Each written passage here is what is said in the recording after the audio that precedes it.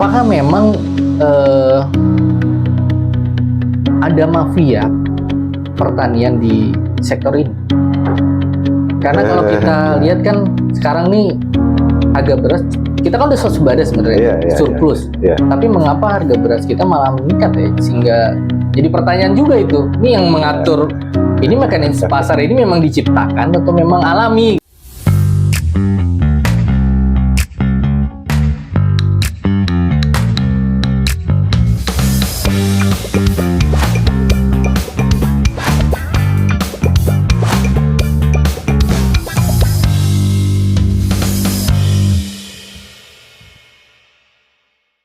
Assalamualaikum, apa kabar Sobat Kopi Tarik?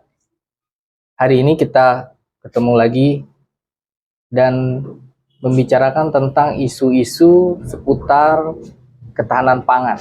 Nah, isu besar ini hari ini banyak dibicarakan oleh sebagian besar masyarakat Indonesia.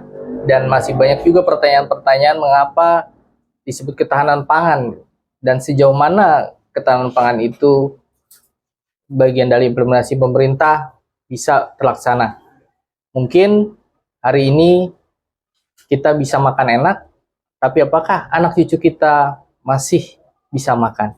Telah hadir di depan saya narasumber kita, seorang penggiat aktivis pangan. Siap. Bapak Reza Yoga Suara. Apa kabar Mas? Siap, sehat, Tom. Alhamdulillah. Siap. Nah, bagaimana keadaan hari ini, Mas? Makan apa hari ini, Mas? Alhamdulillah, makan nikmat, ya lengkap. Ya mudah-mudahan ini juga dinikmati oleh masyarakat Indonesia secara umum kan. Itu doa kita bersama harus bagus-bagus. Amin. Amin, amin. Ya. Nah, isu tentang hari ini nih adalah tentang ketahanan pangan. Ya. Nah, ada pertanyaan di sebagian besar masyarakat kita itu, apa bedanya antara ketahanan pangan dan kedaulatan pangan itu sendiri? Kalau bisa dijelaskan.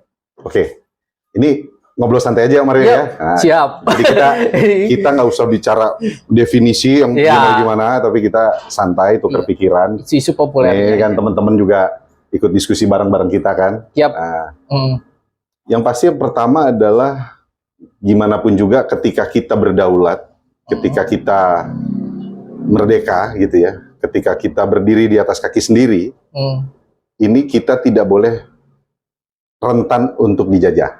Wah ini kayaknya berat banget nih. Nah, tapi memang itu faktanya. Siapapun, apapun ketika perut lapar itu akan mudah diintervensi, mudah diatur, mudah dijajah. Sehingga kalau bicara kedaulatan ya jelas pangan kita harus berdaulat. Kita yang mengatur, kita yang mengelola, kita yang mengkonsumsi, kita yang membuat. Jadi itu konteksnya kedaulatan. Nah kalau konteksnya ketahanan, bagaimana sampai akhirnya pangan ini bisa terus berjalan, tahan terhadap berbagai macam tekanan, sustain, berkelanjutan, sehingga tujuan menggapai kedaulatan pangan bisa tercapai. Jadi kalau bicara kedaulatan, ketahanan, gambaran secara umum kayak gitulah kira-kira. Apakah memang kita ini sudah mandiri? Apa masih proses mandiri atau bagaimana? Nah, tanya menarik juga. Tapi nggak apa-apa, kita ngomong agak-agak belak-belakan, agak-agak pedes, nggak apa-apa lah ya. Ya kan ini edukasi sifatnya. Betul. Ini membangun kesadaran gitu ya. Jadi yang pertama adalah ketika kita bicara berdaulat, ketika kita bicara ketahanan pangan, gimana caranya pangan sustain, kita harus mampu produksi secara mandiri. Itu satu. Kedua, bagaimana mungkin kita bisa menuju tadi, kalau bahasanya Mario, akhirnya kita merdeka gitu ya, atau berdiri secara mandiri. Ketika memang ada perubahan dan tekanan global, eksternal, apapun itu, pihak-pihak yang ingin merugikan Indonesia lah. Ini urusan perut ini tetap aman atau enggak? Nah kalau lihat di data kan kita tahu, ya persisnya teman-teman bisa lihat lah data impor kita berapa gitu ya, produksi nasional kita berapa gitu. Nah, sehingga ini yang harus kita bisa kelola dengan baik. Nah, supaya itu terkelola dengan baik, maka kita harus pastikan kesejahteraan petani pun terakomodir. Terakomodir. Nah, kalau enggak, goyang. Namanya juga perut lapar. Ya gimana, kan gitu.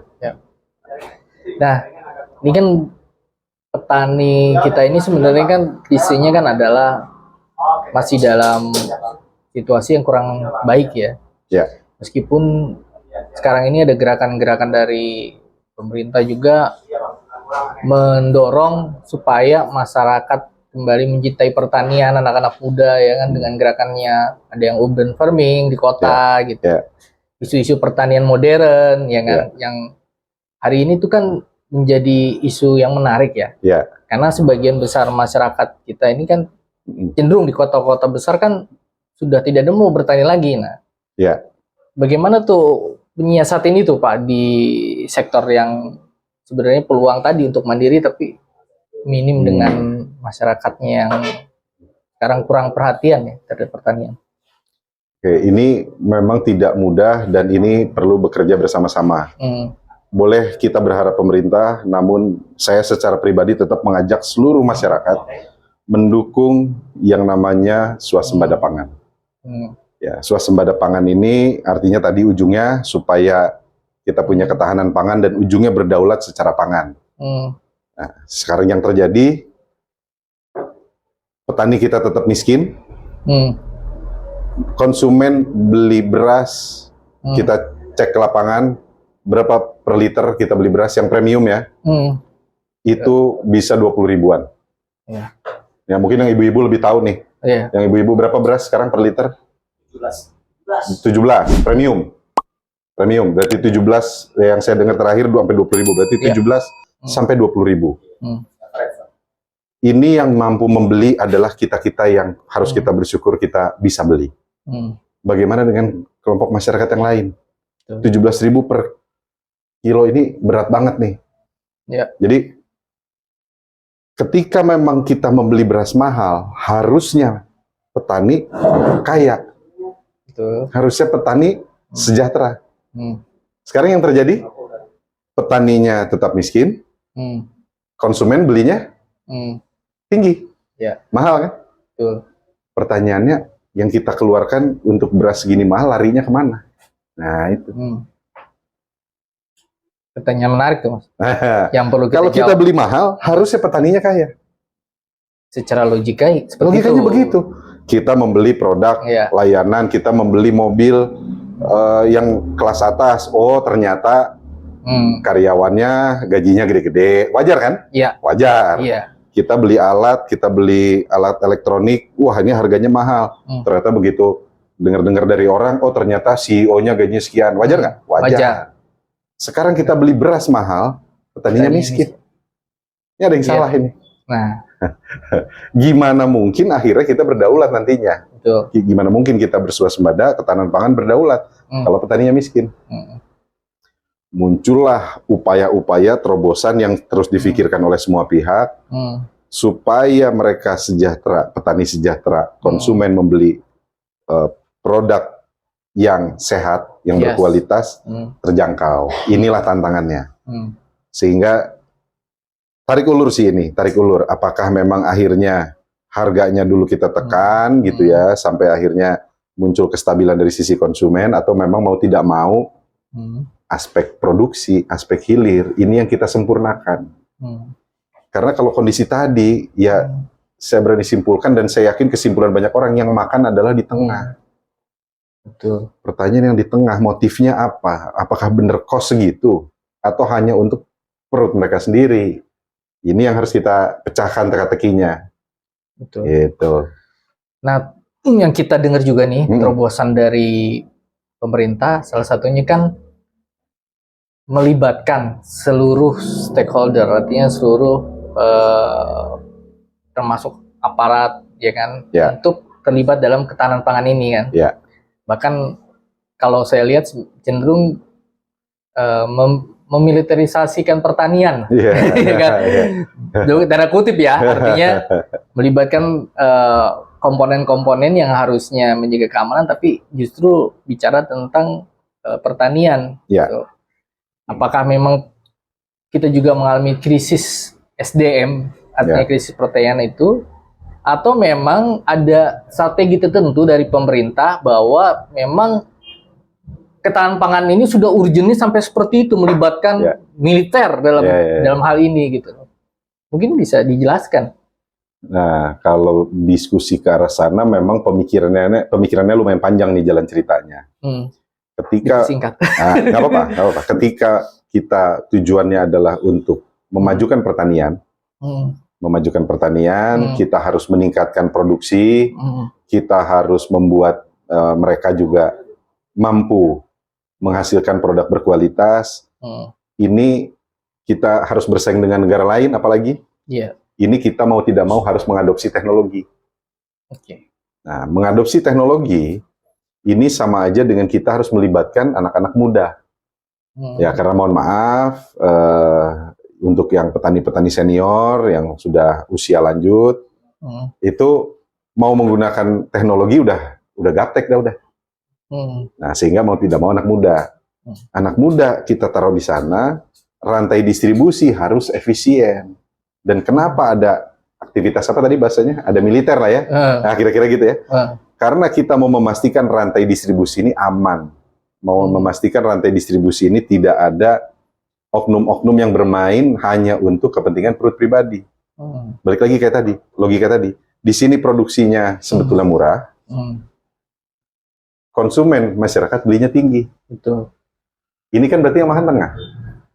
Kalau yang makan tengah, kalau kita simpulkan larinya ke perusahaan logistik atau ke perusahaan tracking, bener nggak? Nggak juga. Mereka juga murah-murah kok. Betul.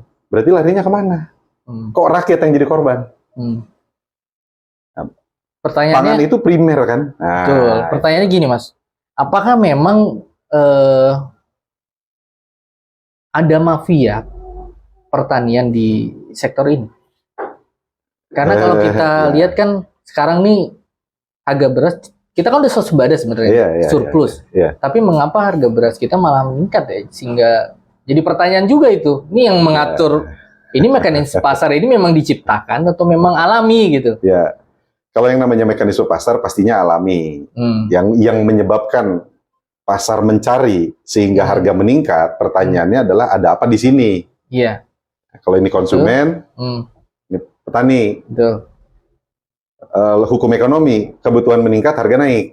Iya. Pertanyaannya kenapa kebutuhan bisa sampai meningkat? Nah. Padahal jumlah penduduk kan ya meningkatnya ya segitu. Terprediksi, kita nggak tiap hari ngelahirin anak baru. Betul. Ya kan? Ya tingkat kelahiran ya segitu. Kebutuhan nasi ya dengan kita rata-rata 3 kali makan sehari atau 2 kali gitu. Atau bahkan ada yang mungkin sebagian dari masyarakat kita ada yang cuma sekali gitu ya. Terprediksi lah ini. Nggak mungkin lah kita orangnya pinter-pinter, pasti bisa prediksi. Inilah kebutuhan beras kita. Ketika di sini jadi butuh dan menyebabkan harga naik, hipotesa, berarti ada yang nahan barangnya, bener nggak? Apa motifnya nahan barang? Dan pertanyaannya kan sebenarnya gini ya.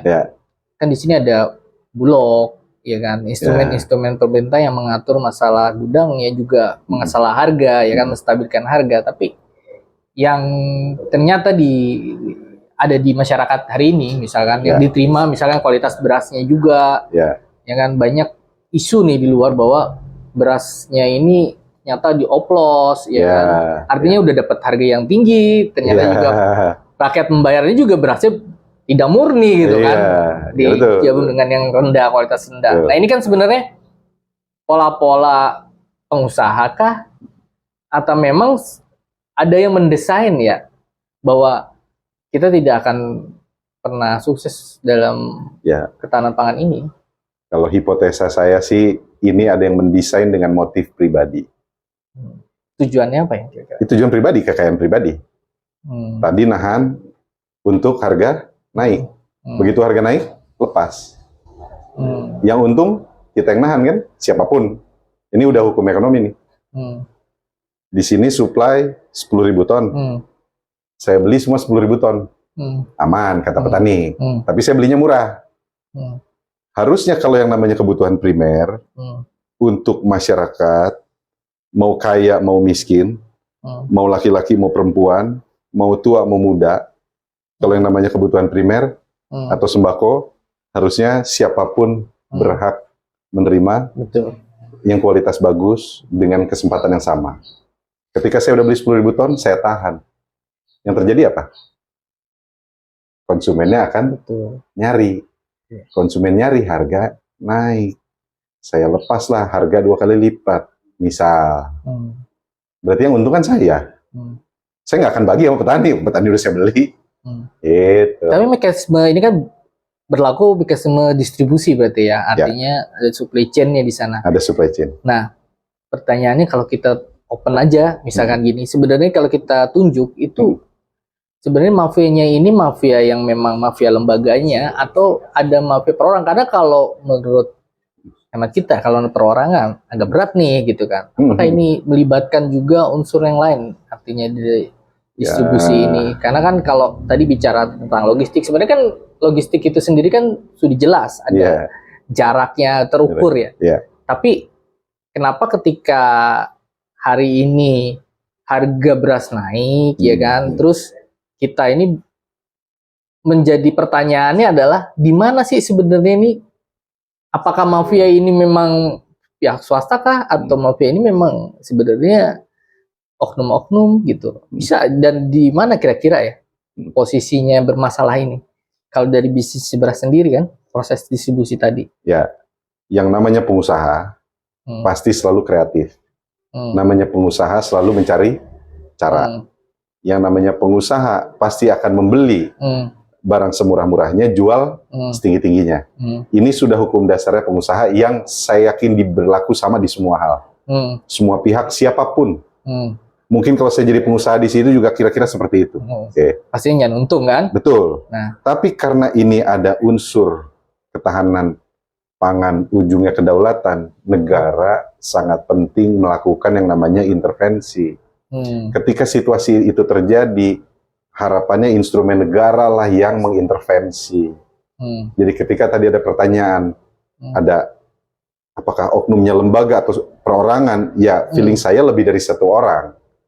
Apakah terlembagakan atau memang tersebar-sebar? Nggak tahu. Ini bukan pekerjaan mudah, tapi tidak mungkin sesistematis ini terjadi bertahun-tahun. Bahkan ternyata sebagian merek itu dioplos. Dan kerjaan satu orang nggak mungkin udah. Dan dengar ini juga sama apa, lembaga-lembaga yang memang selama ini cukup besar ya yang mensuplai berasnya ya. Lembaga negara lagi. Nah, ini kan jadi pertanyaan kan. Jadi yang sebesar itu pun bisa melakukan itu, berarti kan memang kerjanya itu tidak sendiri kan, artinya memang betul. Sistematis. Dan kalau kita bicaranya sistematis tapi masif juga nih, gitu loh. Nah, betul. Lalu bagaimana ya? Saya dengar juga kan Mas Reza ini dekat juga dengan apa istilahnya pemerintah hari ini ya, Pak Prabowo ya. Melihat isu-isu itu ya kan, apa yang dilakukan pemerintah ya untuk mendapatkan fakta dan kenyataan di lapangan hari ini, apa yang dilakukan ya? Dalam konteks kedaulatan pangan atau ketahanan pangan, yang sedang dilakukan adalah swasembada pangan dengan, kalau di hulunya nih, dengan tenaga milenial atau anak muda. Kita ajak anak muda mau bertani, sehingga nanti di sini kita adopsi teknologi. Dengan adopsi teknologi, percepatan yang mungkin dulu 1 hektar menghasilkan cuman mungkin 5 ton, 3 ton gitu ya. Harapan dengan teknologi, percepatan untuk pestisida dan lain-lain, dengan benih yang bagus, berkualitas, pupuk yang bagus, berkualitas, nggak dioplos. Nah ini kan penting nih, harus disampaikan nih, pupuk aja soalnya dioplos gitu kan. Nah ini pupuknya juga dioplos. Nah ini kan kelakuan kan. Nah sehingga ini produktivitas juga akan meningkat dan stabil. Itu satu. Kedua, konteks hilir, ini kita tingkatkan rantai distribusi yang langsung. Produsen ketemu konsumen. Udah, ini jangan ada yang ditahan-tahan lagi oleh pihak tengah. Kalaupun ada, ya ini adalah sifatnya sebagai perantara distribusi, bukan pemain nahan barang nih. Nah itu harus ada satgas, harus ada apa gitu kan. Ya saya dengar juga kan sekarang ini kan tugasnya Mas Reza ini kan sebagai Pokja ya. Pokja Ketahanan Pangan ISMI ya, Cendekia. Cendekia. Nah ISMI sendiri melihat ini seperti apa ya perannya yang dilakukannya? Dalam konteks sebelum mengalir ke ICMI ya, Pak Mentan atau Menteri Pertanian saat ini punya target yang tidak mudah. Targetnya 10.000 hektar sawah ini untuk swasembada pangan. Ini mewujudkan ini tidak mudah. Kemudian jumlah petani milenial juga ada target. Nah, sekarang ICMI kita ikut bermitra, tentu kekuatan mandiri, dana mandiri, jangan sampai berpikir bahwa kita ini dapat anggaran ya. Ini kekuatan mandiri, semua usaha kita gitu ya.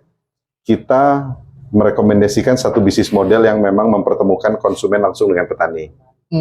Dengan konsep koperasi. Koperasi ini kan anggotanya adalah ada petani, ada pembeli. Jadi udah nggak ada lagi pihak tengah. Jadi kalaupun harganya tetap sama, pasti petani kebagiannya tinggi. Sebagaimana Kementerian Pertanian waktu itu rilis, kalau nggak salah petani yang sejahtera itu 10 juta rupiah per bulan. Kita hitung kurang lebih masuk akal. Betul. Jadi pada saat itu kita pun ikut kaji, kita hitung, oke hitung ini gitu ya. Kira-kira bisa. Cuman memang ini harus pendek dan simple rantai distribusinya. Itu yang lagi kita lakukan, ditambah kita sudah ada mahasiswa-mahasiswa yang mau jadi petani. Ini lahan perdana kita di Indramayu. Lahan perdana di Indramayu, dibina langsung oleh ICMI, kebetulan ketua ICMI Indramayu juga turun langsung, nanti dibimbing. Berarti mahasiswa sekarang artinya memang setelah lulus atau memang masih? Setelah lulus. Oh, setelah lulus. Setelah lulus. Jadi mereka diberi ini ya, karena kalau salah sekarang itu memang ada skema namanya petani milenial ya, yang diberikan bantuan sama pemerintah, diberikan gaji ya, sistem gaji atau gimana ya? Oh iya, gajinya pun dari skema penjualan ini, bukan dari pemerintah, bukan. Bukan dari pemerintah. Yang dari pemerintah insentif untuk pelatihannya. Untuk pelatihannya memang ada support, teknologinya ada support, nah, traktornya ada support, kira-kira seperti itulah yang bisa kita dapat. Baik, kalau misalkan kita hari ini bicara juga tentang lingkungannya, iklim, ya kan, salah satunya adalah mengantisipasi perubahan iklim nih, ya. Nah, sejauh mana pemerintah juga beradaptasi dengan hal tadi, dengan kebijakannya, sehingga yang waktu tanamnya itu tadi terbatas, ya kan, ini kan kebutuhan terus tinggi kan, artinya tanam itu gimana maksudnya saat ini ya? Kaitannya masih dengan pangan ya? Iya, karena kan berhubung dengan keterbatasan tadi ya, iklim kita yang kurang baik ya kan, dan banyaknya banjir, mengantisipasi kendala-kendala alam lah yang tidak diduga itu. Jadi prosesnya seperti apa gitu? Apakah emang tanaman ini dalam bentuk emang bibit yang unggul ini disubsidi oleh pemerintah bibitnya, atau saat ini dilakukan apa pemerintah menghadapi iklim kondisi seperti ini? Konteks, kalau pertanyaannya adalah apa yang dilakukan pemerintah gitu ya, kalau sepenglihatan saya, sebenarnya saya terhadap itu adalah sebetulnya ada kebijakan yang namanya ESG, Environment Sustainable Growth. Jadi semua aktivitas baik pemerintah maupun swasta, termasuk pengusaha, itu harus comply terhadap green. Jadi nggak boleh kalau nggak comply terhadap green dengan berbagai insentif yang ada, termasuk bahkan di pasar modal pun sudah ada permodalan untuk permodalan khusus yang comply dengan green. Nah, sehingga ketika tadi ditanya untuk perubahan iklim, ya harus sesuai dengan ini. Kalau aktivitas yang merusak lingkungan ini jelas itu udah susah, itu udah nggak bagus lah, nggak benar. Dan saya yakin semua lembaga sekarang sedang menuju ke arah sana ya. Mudah-mudahan sih itu bisa menjawab terhadap isu pangan. Gitu. Berarti hari ini ICMI sendiri terhadap, ini kan Pak Menterinya ini kan Pak Amran, dia bilang kan kita harus perangi gitu kan mafia pertanian. Nah, ICMI sendiri melihat ini seperti apa? Kita kalau dari ICMI melihat sangat positif ya, sangat positif. Kita salut punya Pak Menteri dengan segala keputusan, keberanian. Tidak mudah loh mengambil keberanian seperti itu ya. Kita harus hargai. Tinggal bagaimana wujud implementasi dan realisasi, mari kita support beliau. Yang pasti itulah yang ICMI lakukan, atas keberanian beliau memutuskan, kita follow up dari bawah. Yeah. Beliau putuskan, kita follow up dari bawah. Jadi itu yang kita lihat gitu. Mudah-mudahan sih beliau diberikan kesehatan, kemudahan gitu ya. Pastinya kekuatan. Karena amanah beliau yang tidak mudah. Satu lagi, ini mungkin yang dengan kemajuan teknologi dan sekarang ini kan e-commerce juga sudah merambah ya, sampai ke desa-desa juga sebenarnya gitu kan. Tapi sekarang ini seberapa besar sih dampak teknologi itu sendiri terhadap ketahanan pangannya kita ya? Dampaknya belum terlihat karena kita sendiri mengadopsi teknologinya masih sedikit. Oh gitu. Ya, jadi dengan kemajuan teknologi atau digitalisasi, ini kita harus menyesuaikan karena zaman atau tren itu susah dilawan.